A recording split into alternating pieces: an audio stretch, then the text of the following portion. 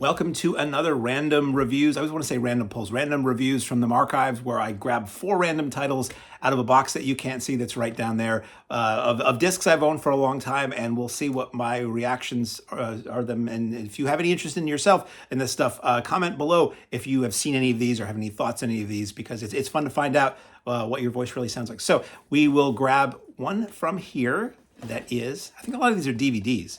This is Never Say Never Again. This was Sean Connery's return to the world of James Bond in 1983, released at the same time as Octopussy. So at the time, I remember being a Bond fan, really wanting to go see this because I'd never seen a Sean Connery Bond film in the theater, and he was the one everybody talked about. He was the one my father loved and talked about, and he was the one, the reruns you saw on TV were mostly Sean Connery at that time.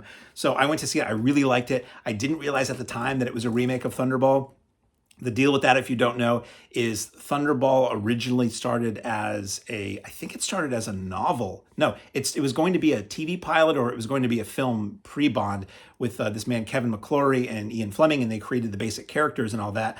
That fell through. The rights to Bond got sold to Broccoli and Saltzman, and Fleming turned the story of Thunderball into a book. Part of the deal, I think then Kevin McClory sued, and part of the deal with that, and either way, whether he sued or not, the deal was that he retained the rights to those characters. So he was able to use James Bond and Blofeld and the basic ideas of that story in a film. So he repeatedly over the years was trying to make it into a film over and over again. I mean, Thunderball, the movie, was made, and then you had Never Say Never Again made in '83, and then he was trying to get it made again as a movie called like Warhead 2000 or Warhead 3000 much later in the 80s or 90s. That never happened. I read that script. It's ridiculous. It literally has sharks with lasers in it, and the plot was to basically have sharks swim up the sewers in New York City with bombs attached to them and all detonate under the city of New York. It's just, it's goofy. Anyway, this was not made by the people who made the normal James Bond films, Eon Productions, Alvaro Broccoli and all that. It was made by a different team, so it has a different feel to it. The music is different. It has a great theme song that has Lonnie Hall and Herb Alpert playing on it, and it's got some really cool stuff in it. It just doesn't feel like the other ones do. Now, in the world of fan edits out there, and being a Bond fan, I picked up a fan edit that I have and I like quite a bit called Never Say McClory Again, where they took an opening sequence from another Bond film and they put different music in throughout. They took John Barry music in there and they re-edited the film a little bit to feel a bit more like an Eon Bond film. And I honestly think it works a little bit better. But anyway, it's very good. You've got Sean Connery as Bond, obviously. Kraus Maria Brandauer as the bad guy. You've got Kim Basinger in a fairly early role for her, and Barbara Carrera. And Bernie Casey plays Felix Leiter. So it's a fun movie. It's a fun, weird little alternate universe Bond movie from that year.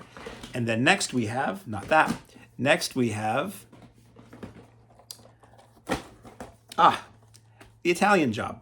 It's a super classic. I saw the remake at a drive-in in Maine, which is sadly no longer there anymore, and got very mild food poisoning from where I had eaten earlier that night. So part of my memory of the remake is a very desperate cold sweat trip to the bathroom. But this is a movie I'd heard about for years, and it wasn't really easy to see in America. Initially, I got a British copy of this, which this isn't. A British copy of it because I had an all-region player, and that's how you could get it at the time. Michael Caine with Noel Coward and Benny Hill, and it's a bunch of guys in Italy, British guys going to Italy to make a very large bank heist using minis. It's super fun. It's one of the classic British films of the 60s, and if you haven't seen it, you should. And then,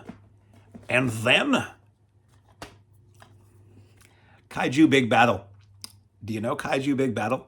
This is like pro wrestling that was done by a bunch of guys in Boston. I don't know if they do it anymore. A bunch of guys in Boston dressed up as like cheap giant kaiju monsters. So it's, if you ever wanted to see guys like in sort of Godzilla suits in the ring, body slamming each other into little cardboard buildings, this is the show for you. And I don't know if you can see that they had like some of the weird things, like Kung Fu Chicken Noodle was one of the, and it was a can of chicken noodle soup. You had a Dusto Bunny, which was basically like a large dust bunny. It's really funny if you can find it. And I know they put out a few DVDs, and I think they made it onto like cable TV for a while, that stuff. But it was a lot of fun, and always something I wanted to try to bring together with a Godzilla movie screening somewhere. But as yet, I have not had the ability to do that. So let's grab one other. This is number 4. What do we got? Oh, I almost saw this in the theater the other day. Jerry Lewis in The Ladies' Man. again, like so many of these things, if you see me holding a DVD, there's a Blu-ray edition that's better. I'll say if there isn't.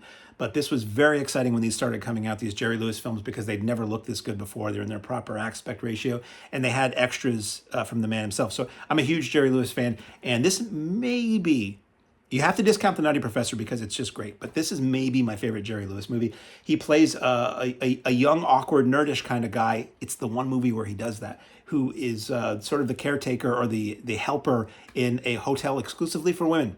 And it's very interesting in that the set was this almost like a giant living dollhouse.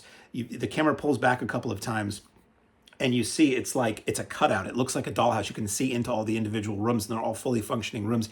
And that allowed him on a crane and a camera to go into each of those rooms. And there's great sight gags. There's a great bit with Buddy Lester and his hat. There's a great moment at a graduation party. I love this movie so much. It's beautiful.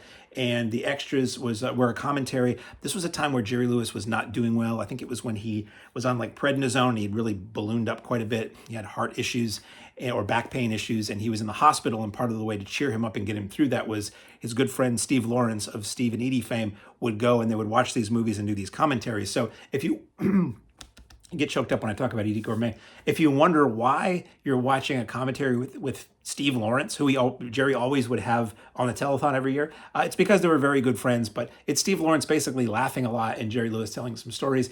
It comes with archival materials. It's got teaser trailer, theatrical trailer. It's in widescreen.